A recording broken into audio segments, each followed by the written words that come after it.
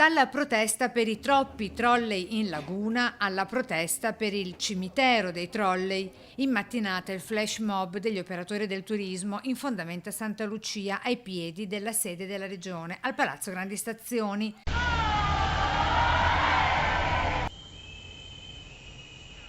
Agenzie di viaggio, autisti di noleggio auto con conducente e tour operator, la carica dei 200 con altrettanti trolley, le loro richieste relative al supporto economico regionale che affianchi quello nazionale.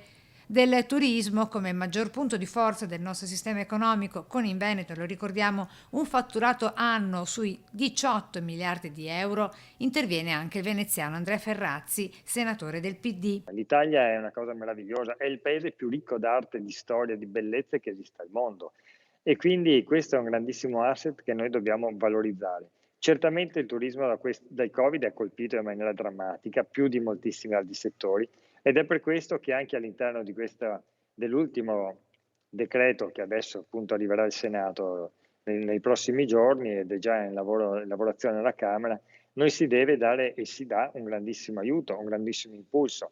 Certamente sarà difficile immaginare milioni di arrivi da parte di tutto il mondo in Italia nei prossimi mesi, siamo già a giugno, ma bisogna agevolare questi nella piena sicurezza e contemporaneamente fare una grande operazione di rilancio e di potenziamento del turismo interno.